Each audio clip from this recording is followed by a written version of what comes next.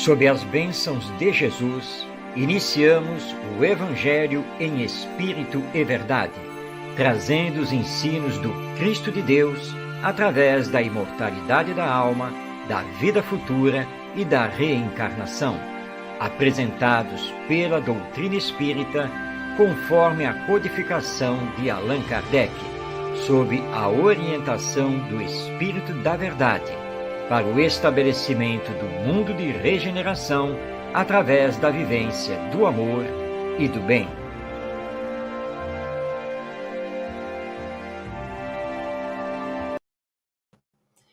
Olá, seja muito bem-vindo, muito bem-vinda. Que Jesus, nosso Mestre, nos abençoe. Iniciamos mais uma edição de O Evangelho em Espírito e Verdade, que vai ao ar toda quinta-feira, às 5 da tarde, através da web rádio Cristo Consolador, transmitindo pelo Facebook e também pelo YouTube. E estamos ao vivo, falando diretamente da cidade do Rio de Janeiro.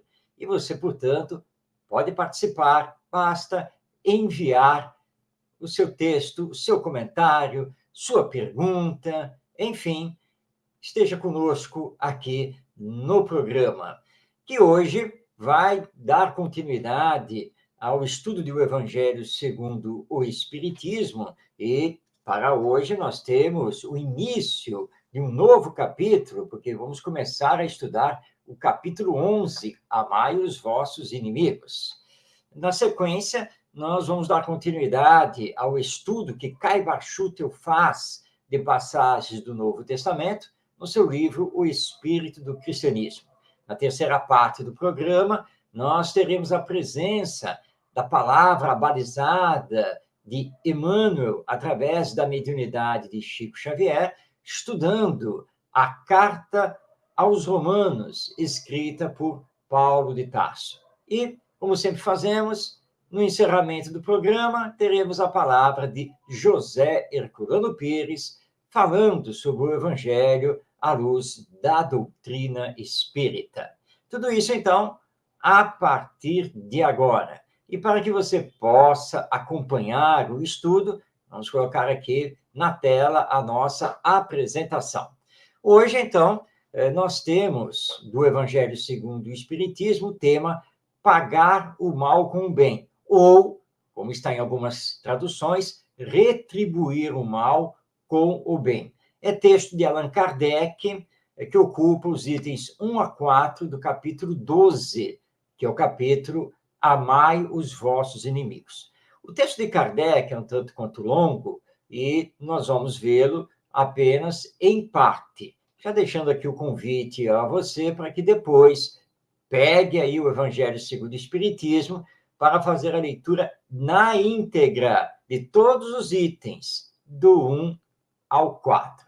Pois bem, Allan Kardec inicia transcrevendo o Evangelho segundo Mateus, lá no seu capítulo 5, versículos 20 e 43 a 47. Ou seja, ele junta esses versículos. E Mateus nos traz, então, o seguinte ensino de Jesus, nosso Mestre. Tendes ouvido o que foi dito: amarás ao teu próximo e aborrecerás ao teu inimigo. Mas eu vos digo: amai os vossos inimigos, fazei bem ao que vos odeia, e orai pelos que vos perseguem e caluniam, para serdes filhos de vosso Pai, que está nos céus, o qual faz nascer o seu sol sobre bons e maus, e vir chuva sobre justos e injustos. Porque, se não amardes senão os que vos amam, que recompensa haveis de ter? Não fazem os publicanos também assim? E se saudares somente aos vossos irmãos, que fazeis nisso de especial? Não fazem também assim os gentios? Eu vos digo que, se a vossa justiça não for maior e mais perfeita que a dos escribas e fariseus, não entrareis no reino dos céus. Então, essa é a palavra do nosso Mestre Jesus. E ele dirigiu essa palavra à época 2000 anos atrás, especificamente aos judeus, porque ele tinha em torno de si, na plateia, escribas e fariseus. Fariseus era a seita, né? O farisaísmo era a seita principal do judaísmo naquela época. Os fariseus consideravam-se os grandes intérpretes dos textos sagrados do judaísmo, a partir dos 10 Mandamentos e toda a lei mosaica. E eles eram cultuadores dos rituais externos. Nem sempre trabalhavam as lições interiormente, ou seja, se transformando moralmente, se melhorando do ponto de vista moral. Esses eram os fariseus.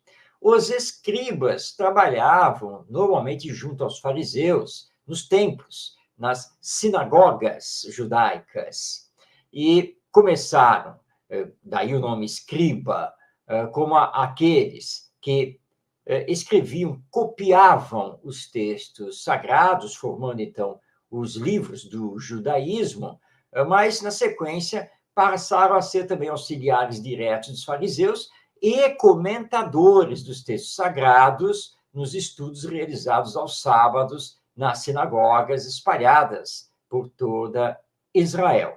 Estamos aqui falando de 2000 anos atrás. Jesus, então, referindo-se principalmente a eles e aos judeus de uma forma geral, lembra que havia uma necessidade de mudar as considerações existentes na época a respeito do amor, porque era fato que os fariseus espalhavam que deveríamos amar apenas e tão somente ao nosso próximo, ou seja, amar somente aqueles que também nos amam, e que deveríamos aborrecer o inimigo, perseguir o inimigo, fechar as portas ao inimigo sem nenhuma outra consideração. Mas Jesus afirma que devemos amar os nossos inimigos e que esse amor, na prática, ele acontece quando fazemos o bem a quem nos odeia, quando oramos a quem nos persegue e calunia. Por que devemos fazer isso? Porque todos somos filhos de Deus. E Deus, no seu infinito amor, na sua infinita misericórdia, ele não escolhe os seus filhos. O sol, ele está aí todos os dias para todos. Quando vem a chuva, ela também vem para todos. Não há escolha de quem vai receber o sol e quem vai receber a chuva. Bons e maus se beneficiam tanto do sol quanto da chuva. E aí Jesus nos lembra que se nós amarmos somente aqueles que nos amam, ora, que recompensa queremos ter da graça divina? Porque os publicanos eram judeus que trabalhavam para o Império Romano, fazendo a cobrança de impostos e enriquecendo também por causa dessa cobrança, porque eles, uma porcentagem dos impostos ficavam com eles, como pagamento do serviço. Ora, então, se nós amarmos somente aqueles que nos amam, os publicanos também fazem isso, os fariseus fazem isso, e assim por diante. Portanto, precisamos ser mais do que estes que se prendem às questões meramente formais, externas, e que ficam classificando os outros e dedicando seu amor apenas a este ou aquele, porque sabe que este ou aquele vai retribuir o seu amor. Então, Jesus condena isso e diz que precisamos amar a todos, indistintamente e, claro, sem esperar, sem aguardar retribuição. Pois bem, Vamos passar a palavra agora a Allan Kardec, que faz o comentário sobre esse ensino de Jesus. Vamos ao próximo slide. Então, aqui está, então, uma parte do comentário feito por Allan Kardec. Ele nos diz: amar aos inimigos não é, pois, ter por eles uma afeição que é natural, uma vez que o contato de um inimigo faz bater o coração de maneira inteiramente diversa que o de um amigo.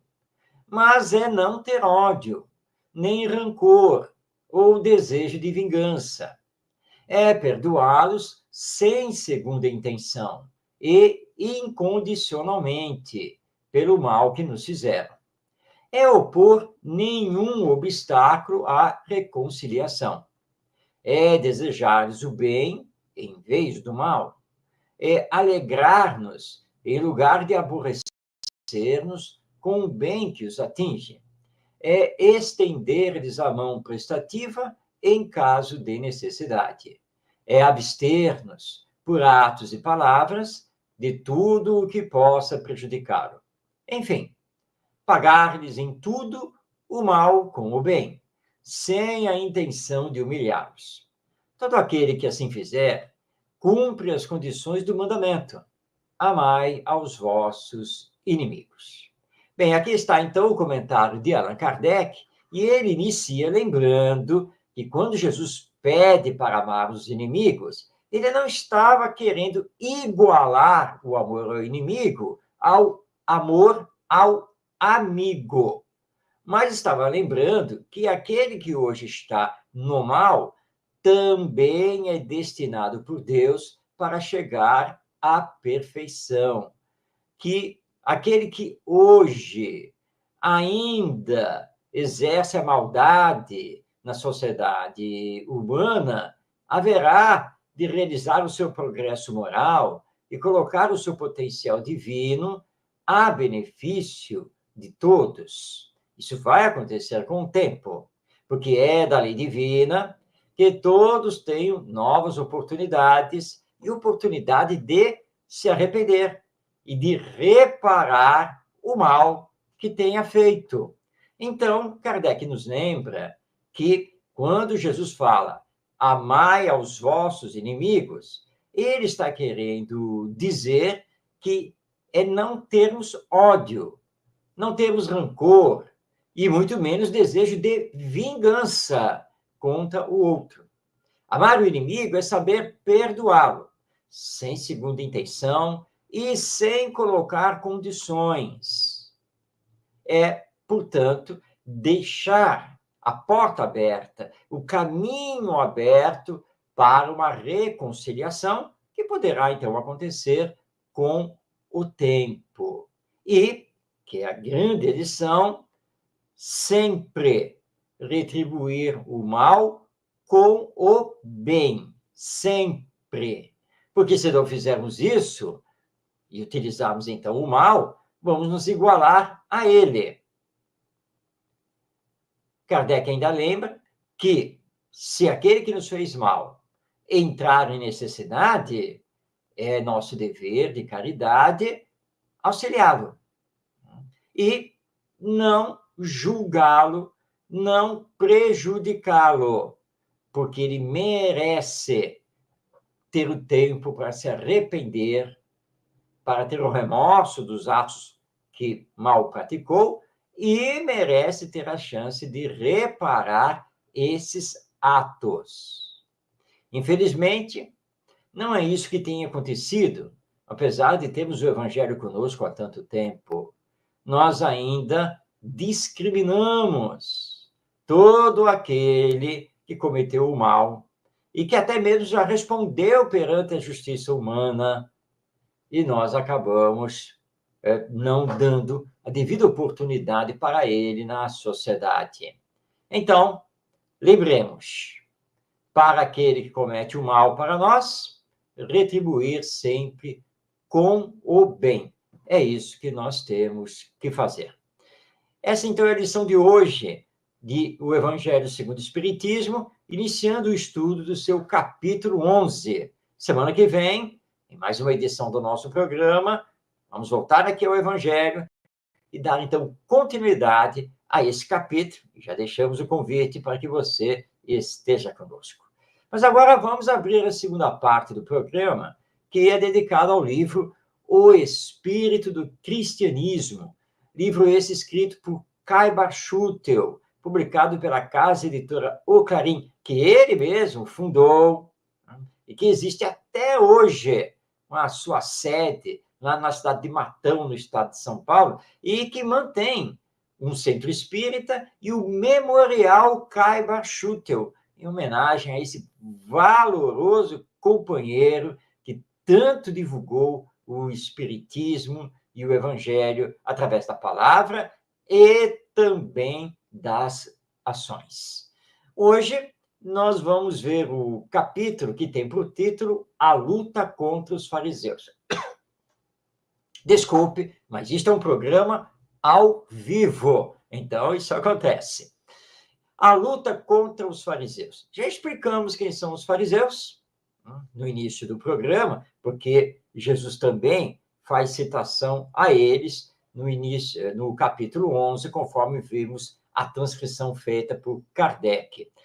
Vamos então agora à transcrição feita por Kai Barchutel, que é do Evangelho segundo Lucas, no capítulo 11, versículos 37 a 54. É uma transcrição longa e nós colocamos o início dela, que, aliás, é o mais significativo, para que possamos, então, ceder a palavra a Kai Barchutel e fazer os nossos comentários.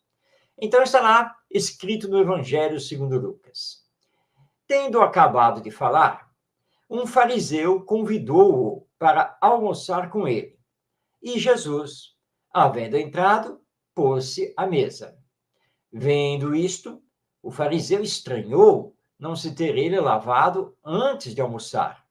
O Senhor, porém, disse-lhe: Agora vós, os fariseus, limpais o exterior do corpo e do prato, mas o vosso interior está cheio de rapina e maldade. Palavras veementes do nosso Mestre Jesus, não é mesmo? Deve ter feito o fariseu e seus convidados estremecerem. Vamos passar a palavra, então, a Kai Barchutel, no seu livro O Espírito do Cristianismo, que nos dá a seguinte explicação. Nada nos confrange mais o coração do que uma humilhação injusta. A censura humilhante da injustiça chega a revoltar os mais puros corações. E momentos há em que a complacência com a injustiça constitui grande falta de caridade. Após uma tocante exortação de Jesus a seus discípulos e à multidão que o ouvia, um fariseu convida-o para almoçar. O Nazareno, que encarava os homens e as coisas pelo lado bom, acede ao convite. Entra, senta-se à mesa, e o primeiro menu que lhe oferece o dono da casa é perguntar-lhe por que não se havia lavado antes de vir para a mesa. De modo que Jesus não foi convidado para almoçar, foi convidado para ser injustamente humilhado e maltratado por quem, alguns minutos antes, havia assistido a uma parte dos seus belos ensinamentos. Que fazer diante de tal conjuntura? Deixar-se vilipendiar? Deixar-se triturar? Deixar-se desmoralizar por um grosseirão que tinha o dever de respeitar a todos, de ser educado, correto, civil? Perder a bela ocasião de ensinar a quem precisava aprender? Não. Jesus não era um covarde, não era um tímido, não era um subserviente passivo. Sua humildade era altaneira, sua mansidão era cheia de atividade e sua bondade não chegava ao extremo de renunciar o espírito de justiça que o caracterizava. Além de tudo, devia defender sua integridade moral, precisava manter-se à altura da sua doutrina, que não podia ser rebaixada na sua pessoa. Continua Caibar Schutter. Se era costume, naquele tempo, quando chegava um hóspede para comer ou dormir, os próprios fariseus e doutores da lei oferecerem água para os pés, água para o rosto e para as mãos, como aquele fariseu que nenhuma oferta fez, poderia admirar-se e questionar com Jesus sobre o não ter ele se lavado, se foi justamente por falta dessa cortesia e oferecimento de água que Jesus, por condescendência e humildade, sentou-se à mesa sem se lavar? Os fariseus convidavam a Jesus para almoçar ou jantar, mas não lhe ofereciam antes água para banho, nem lhe davam o ósculo costumeiro, o beijo que davam a todos que os visitavam e com eles se sentavam à mesa.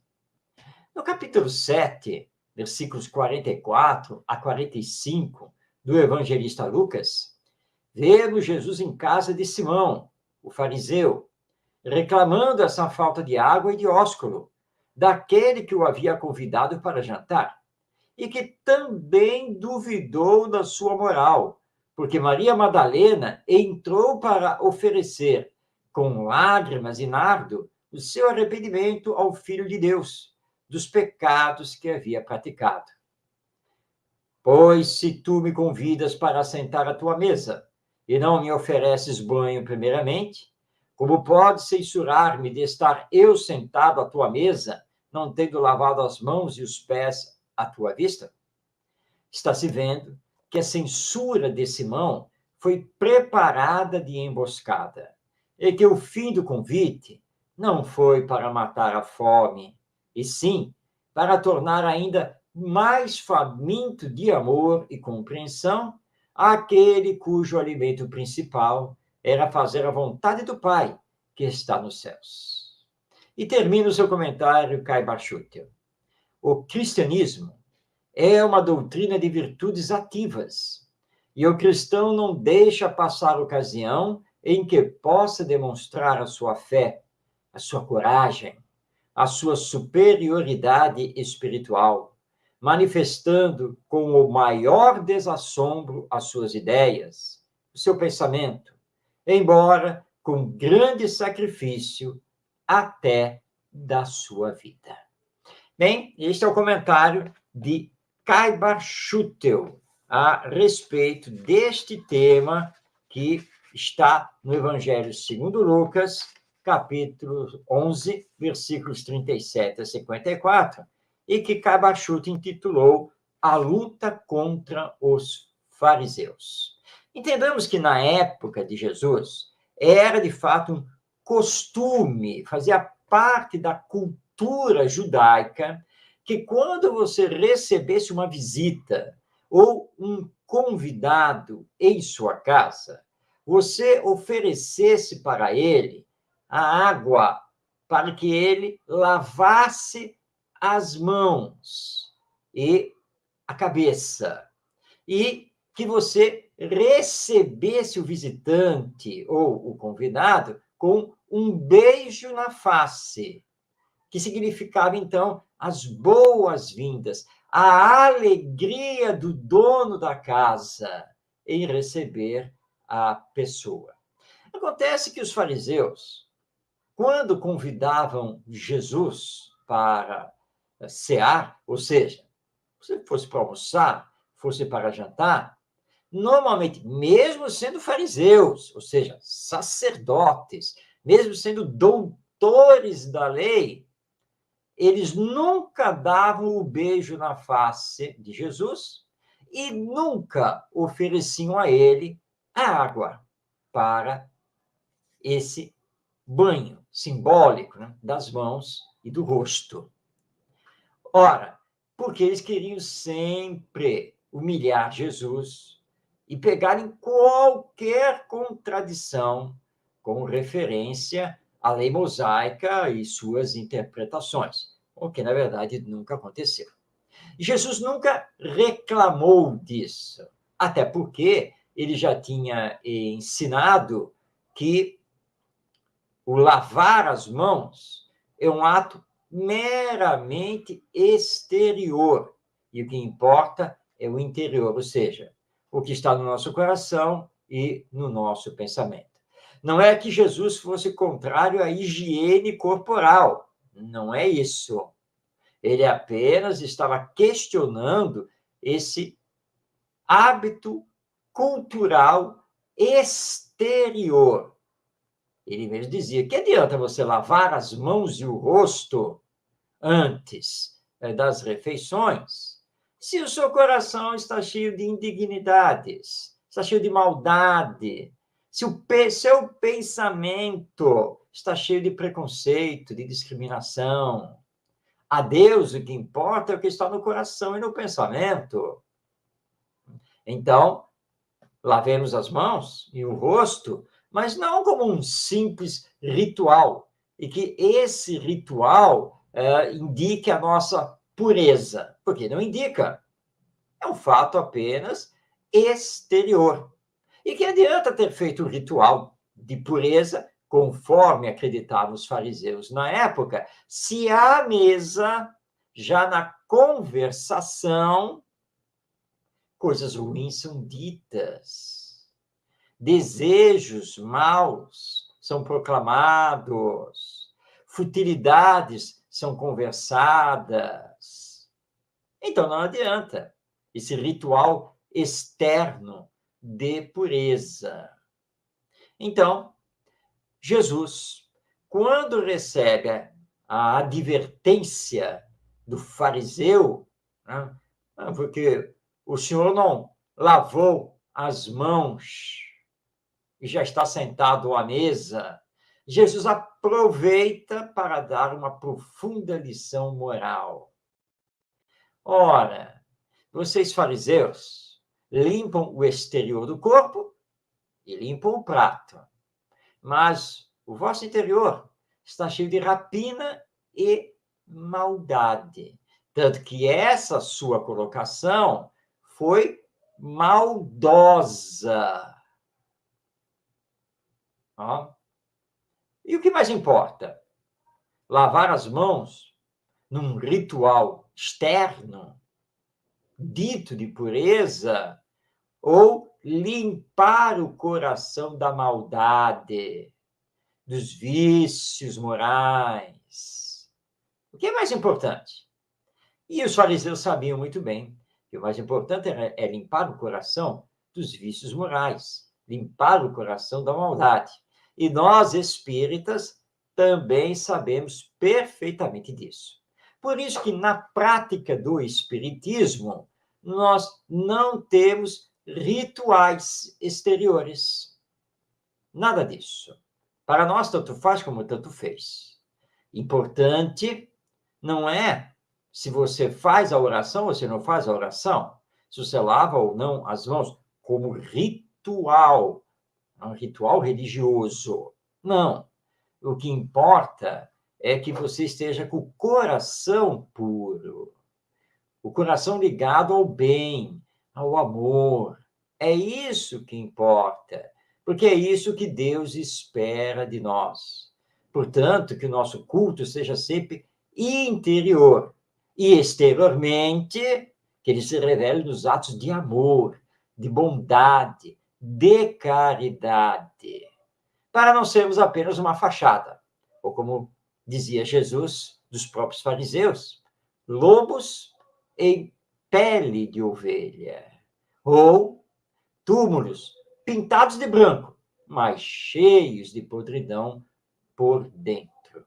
Jesus, então, não perdeu a oportunidade para dar uma grande lição de caráter moral aos fariseus, aos escribas e todos aqueles que estavam na casa desse fariseu para o almoço. E que essa lição vale para nós também com bastante profundidade. Nós vamos continuar com Caiba Schutel, no seu livro Espírito do Cristianismo, semana que vem, próxima edição do nosso programa, onde vamos ver mais uma lição de Jesus e o respectivo comentário de Caiba Schutel. porque agora estamos abrindo a terceira parte do programa, dedicada às cartas de Paulo de Tarso. Nós estamos estudando a carta que Paulo escreveu à comunidade cristã da cidade de Roma, que é a famosa Carta aos Romanos. E, para isso, estamos nos servindo dos comentários feitos pelo Espírito Emmanuel, através da mediunidade de Chico Xavier. Emmanuel escreveu muito a respeito das cartas de Paulo de Tarso, os seus versículos, assim como os versículos dos evangelhos, ou seja, de Mateus, Marcos, Lucas e João, e em diversas obras. E nós estamos trazendo aqui para o programa os comentários deles, especificamente sobre os versículos das cartas de Paulo. E estamos estudando hoje mais um versículo da carta endereçada aos Romanos. Vamos a ele, então, vamos colocar aqui na tela. É o versículo 1 do capítulo 14. Está aí para o nosso conhecimento. Acolhei o fraco na fé, sem querer discutir suas opiniões. Pois bem, Emmanuel vai comentar esse versículo no livro Ceifa de Luz, obra publicada pela Federação Espírita Brasileira. E, especificamente, é um texto que compõe o capítulo 64 desse livro, o Ceifa de Luz. O texto tem por título Subdesenvolvimento Espiritual. Então, mantendo o versículo aí na tela, vamos agora ouvir o comentário de Emmanuel.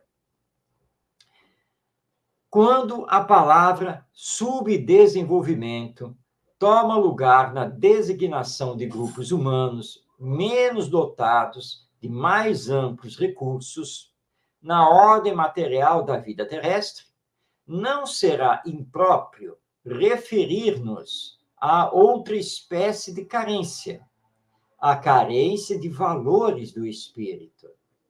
Isso nos induz a reconhecer a existência de uma retaguarda enorme de criaturas empobrecidas de esperança e coragem. Não obstante, quase toda ela constituída de companheiros com destaque merecido na cultura e na prosperidade da terra. Abastece-te de suficiente amor para compreendê-los e auxiliá-los. São amigos chamados a caminhar nas frentes da evolução, com áreas enormes de influência e possibilidade no trabalho do bem de todos, mas detentores de escassos recursos no campo do sentimento para suportarem com êxito as crises das épocas de mudança. Esse encontrou diferenças de conduta nos descendentes, fascinados pelas experiências passageiras de equipes sociais em transição. Esse marginalizou nas moléstias da inconformidade. Aquele traumatizou-se com as provações coletivas em que grupos vários de pessoas se viram defrontadas pela desencarnação em conjunto e se refugiou nas instituições de repouso e tratamento mental. Outro observou criaturas queridas a se desgarrarem do lar para se realizarem livremente nos ideais próprios e transformou-se em doente complexo. E outros muitos viram a morte dos entes mais caros, arrancados ao corpo nas engrenagens da própria civilização e mergulharam-se na dor que acreditam sem consolo. Se podes enxergar os conflitos impostos ao mundo pelo materialismo que vem desfibrando o ânimo de tantas criaturas, enternece-te com os sofrimentos de quantos se encontram nas faixas do subdesenvolvimento espiritual e trabalhemos nas novas construções de fé. Eis, então, a palavra de Emmanuel acerca, então, do que podemos entender deste versículo de Paulo aos Romanos. Acolhei o fraco na fé, sem querer discutir suas opiniões.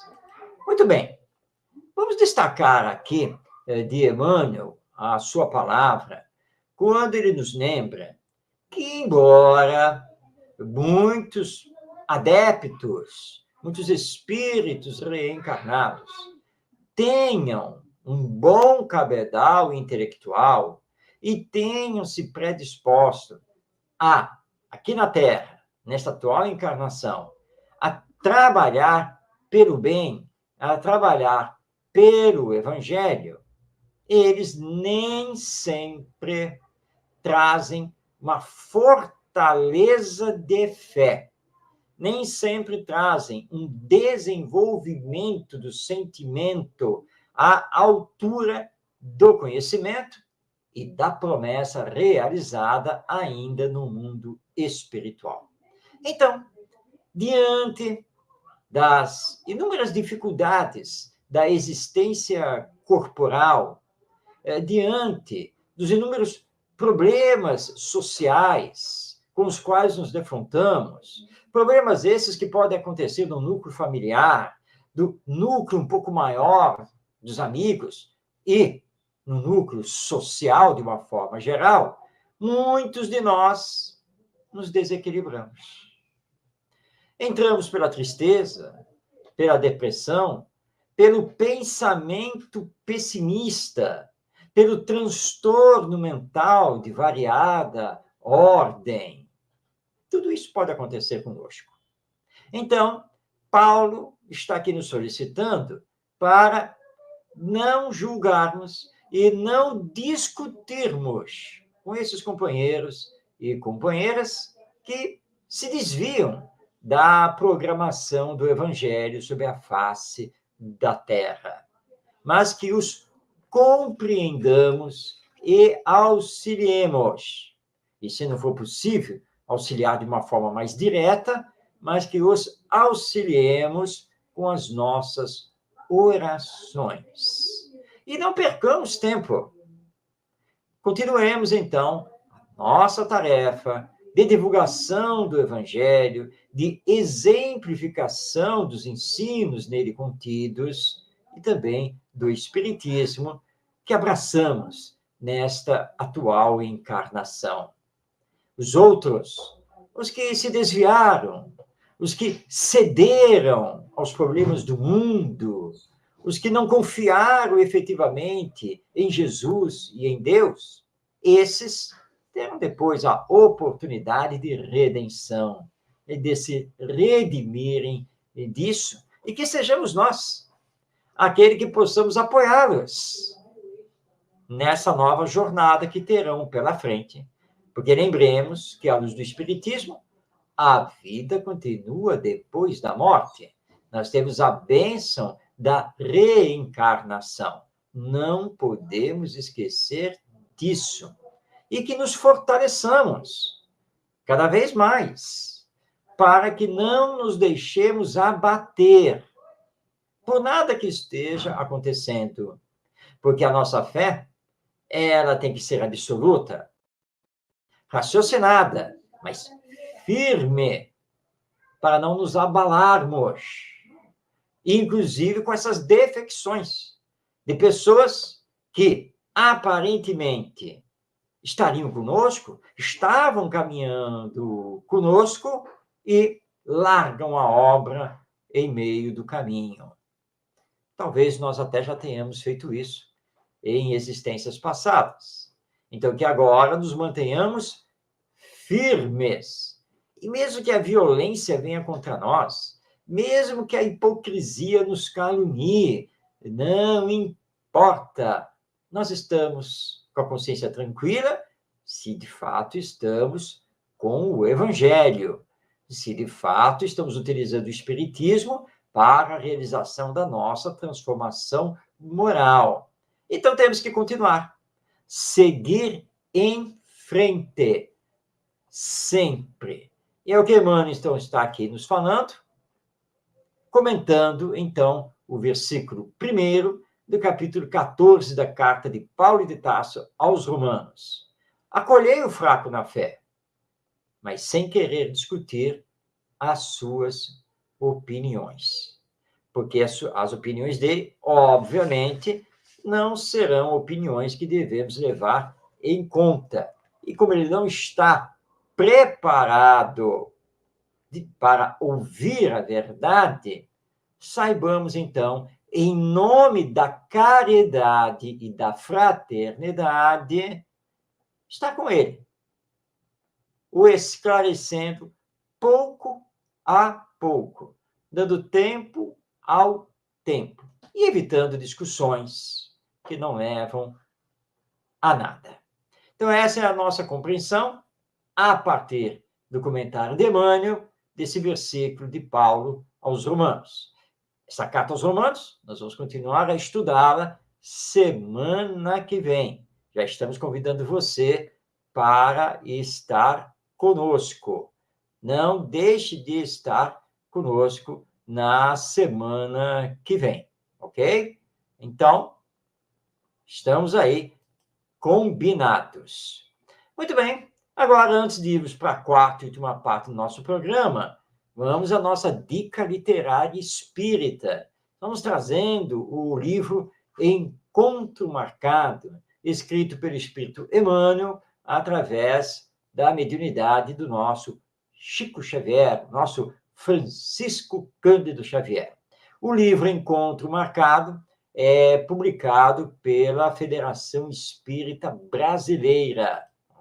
E é uma obra muito boa, particularmente nós sempre a utilizamos, estamos aqui recomendando a você, não deixe de ler essa obra, Emmanuel, como sempre, com a sua profundidade, nos trazendo lições de vida para o dia a dia. Nesse encontro marcado que temos com a realidade espiritual da vida e com o Evangelho. Essa é a nossa dica literária para o programa de hoje.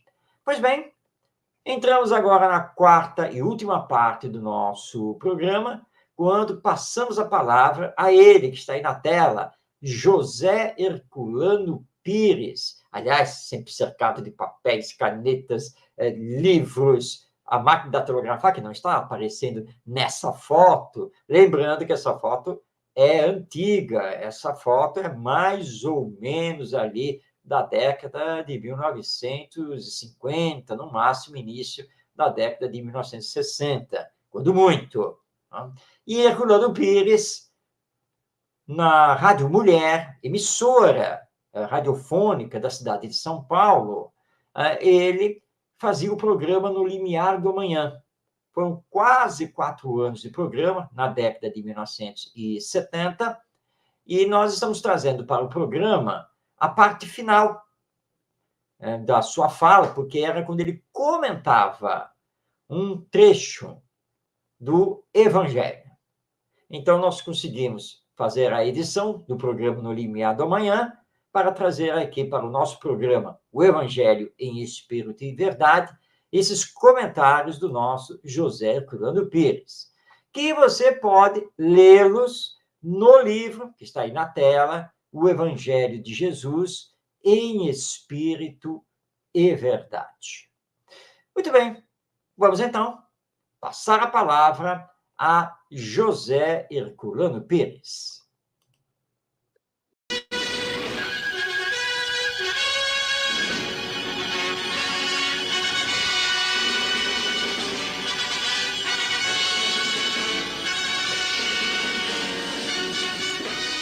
O Evangelho do Cristo em Espírito e Verdade. Abrindo o Evangelho ao acaso, encontramos o seguinte: segunda Epístola de Paulo aos Coríntios, capítulo 1, versículos 6 e 7. Mas se somos atribulados, é para o vosso conforto e salvação. Se somos confortados, é para o vosso conforto, o qual opera no suportar com fortaleza os mesmos sofrimentos que nos também sofremos. A nossa esperança por vós é firme, sabendo que como sois participantes dos sofrimentos, assim também o sereis do conforto. Este trecho da segunda epístola de Paulo aos Coríntios mostra-nos a preocupação do apóstolo com a igreja nascente de Corinto. Nós sabemos que Paulo dirigia suas cartas aos cristãos que estavam desenvolvendo novas igrejas, novas comunidades. Lembremos de que igreja não quer dizer propriamente aquilo que nós hoje consideramos, ou seja, o prédio de uma igreja, ou a igreja constituída como uma instituição específica. Igreja é simplesmente uma assembleia. Uma reunião de cristãos é uma igreja cristã. Assim, a igreja cristã primitiva era considerada por Paulo com muito cuidado, como aquelas sementes que estavam semeadas no mundo para que o cristianismo pudesse nascer. E ele cultivava estas igrejas com tanto carinho que escrevia essas cartas a todas as igrejas, sempre precedendo as suas idas até lá, a fim de que elas pudessem compreender melhor a importância e o significado do cristianismo. Então Paulo fala aí das dificuldades que ele enfrentou na pregação, dos sofrimentos, das provações por que passou, e diz que todas essas torturas passadas por ele e pelos seus companheiros, como Timóteo, que andava com ele, deviam servir de prova para aqueles que estavam na igreja, para que eles se lembrassem lá de que se eles tinham provações, também os outros, os apóstolos, estavam passando provações por eles, mas que de toda provação vinha depois a compensação que era dada pelo conforto, como ele diz, o conforto de saber que a gente, depois de haver passado pelo sofrimento, recebe a graça, o prêmio daquilo que fez, do esforço que realizou.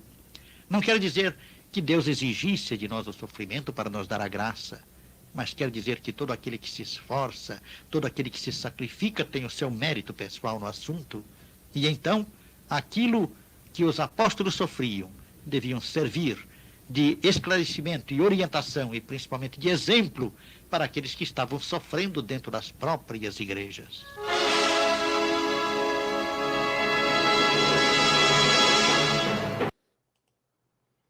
Assim tivemos a palavra de José Herculano Pires, nos lembrando que no cristianismo primitivo, nascente do primeiro século, as igrejas cristãs não eram as igrejas, os templos de pedra que hoje conhecemos, ligados tanto à Igreja Católica quanto às igrejas chamadas evangélicas aqui no Brasil, que são do ramo protestante.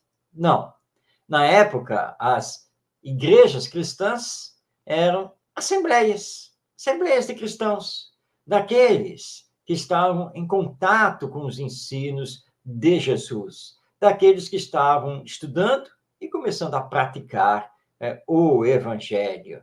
E Paulo, então, escrevia essas cartas como orientação a esses primeiros cristãos, para que eles não se perdessem nem diante do judaísmo, nem diante do paganismo, porque era nascente uma nova doutrina, o cristianismo, que se espalhou pelo mundo e que nós, espíritas, também representamos. E Paulo vai nos lembrar, na abalizada palavra de José Herculano Pires, que sofrer, todos nós sofremos. Passar por provações, todos nós passamos. Ninguém está isento. Mas é justamente no sofrimento e na provação que devemos mostrar a nossa fidelidade a Jesus, ao Evangelho, que devemos, de fato, sermos fiéis. E não importa que você seja um sacerdote, um pastor, um dirigente do centro espírita, um palestrante, escritor, pouco importa. Todos somos iguais perante Deus. e sempre teremos que passar por aquilo que nos cabe diante do que precisamos reparar em relação a existências passadas e do que precisamos construir no hoje para um futuro mais feliz. Bem, com isso chegamos ao final de mais esta edição de O Evangelho em Espírito e Verdade. Lembrando que o nosso programa vai ao ar toda quinta-feira, às 5 da tarde, ao vivo, pela web rádio Cristo Consolador. Mas você pode assisti-lo depois, porque este vídeo desta edição fica disponível no YouTube, em 2 canais. O canal da web rádio Cristo Consolador e o canal Orientação Espírita, facilitando, assim, o seu acompanhamento. E, aliás, através do YouTube, você também pode enviar a sua mensagem, porque nós vamos vê-la depois, quando for publicada. Assim, então, chegamos ao final de mais uma edição de O Evangelho em Espírito e Verdade. Agradecendo pela sua companhia, agradecendo aos nossos amigos espirituais pelas inspirações e, acima de tudo, agradecendo a Jesus, nosso mestre, guia e modelo. E que possamos orar pela paz mundial e trabalharmos sempre por essa paz, porque herdarão a terra, no futuro, os brandos e os pacíficos, e que estejamos entre eles. Um grande abraço a você, paz na sua vida, e até semana que vem, em mais um O Evangelho em Espírito e Verdade.